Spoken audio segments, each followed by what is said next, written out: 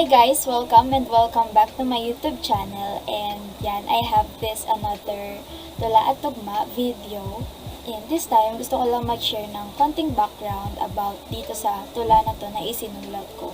Ito ay pinamagatan kong Dulo. And it was written last August to September 2021. And that time, I've been going through something. Ayan, I'm going through something talagang alam niyo yun, yung parang masasabi kong big struggle, big battle sa akin this year. And also, kasabay nung time na yun, nag-release ang The Ones ng kanta nila which is entitled Dulo rin. And kung hindi niyo pa alam yun, kung hindi niyo napapakinggan, you can listen to that. Just, search Dulo, The Ones. Ayan, by The Ones. And pakinggan nyo. Sobrang ganda niya, guys. As in. That time, nung bibigay sila ng mga teaser, ganyan, nung time na yun, nung Dulo era. And nag-release din sila ng video about explaining kung tungkol saan nga ba yung Dulo.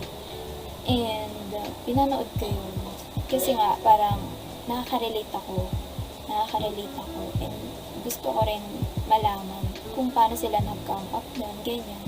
And while watching the video, naisip ko yung sitwasyon ko na parang sobrang sakto siya sa akin sa pinagdadaanan ko.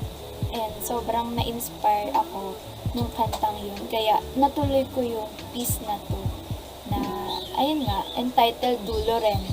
So, this piece is about decision making kung bibitaw ka na ba or lalaban ka pa. And kung bibitaw ka na sa sitwasyon na yun or lalaban ka kasi worth it pa siya. And I chose to free myself from that situation. I chose to choose myself. To put myself first this time.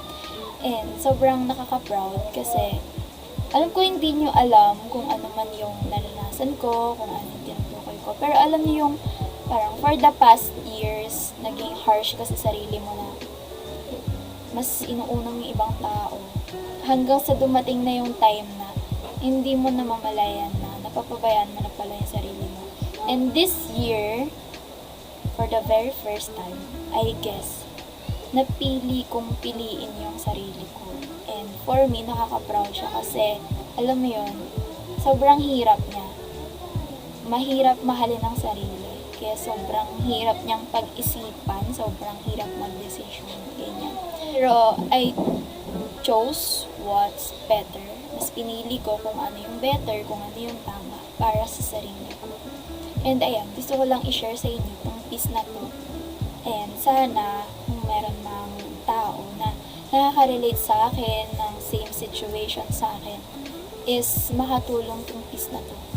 For you to decide, for you to choose yourself and put yourself first. Ayun lang guys. Thank you so much and yeah, enjoy the piece. Thank you.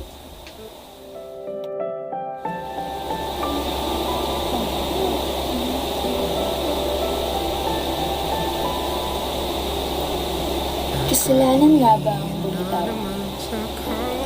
Kasalanan nga ba ang hindi ka na matanaw sa mga susunod na araw?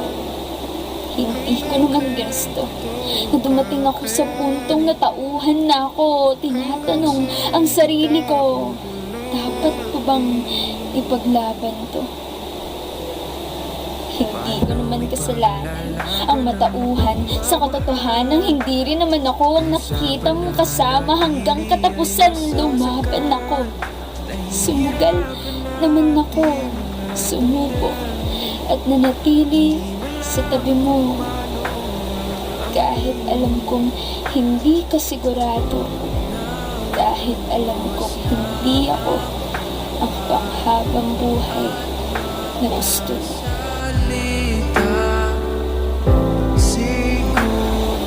Pero isang araw, bigla na lang nagising ako. Hindi ko inaasahang nandito na pala ako, mahal, pasensya. Ngunit nauna na pala ako, napaisip na lang bakit pa nga ba? Alam naman nating may hangganan itong pagsasama, bakit pa tatagalin pa? Bakit ipipilit pa? Hihintayin pa ba nating mas masaktan ang isa't isa. Hihintayin pa nga ba kitang makarating dito? Sa kung saan nakaapak ang mga paa ko, sa kung saan na ako dinala ng puso ko, ng katotohanang hindi naman talaga ako. Hihintayin pa ba kita? O dapat bang hintayin ka pa dahil mahal? Alam mo, ay hindi ako ng taong huling mamahalin mo.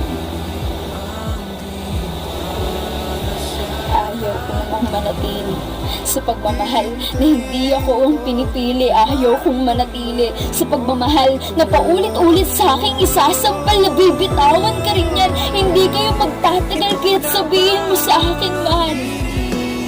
Hihintayin pa ba kita ng gaano katagal? Pasensya na, hindi ko yata kaya pa. Huwag na natin lokohin ang isa't isa. Huwag na natin ipilit pa. Hindi na ako lalaban pa.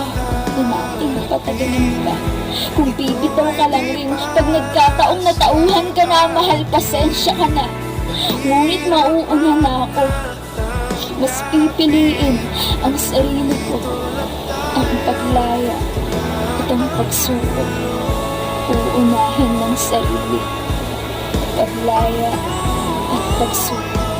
Sarili, paglaya at pagsuko. Mahal, pasensya. Hanggang dito na lang tayo. Ito na ang dulo.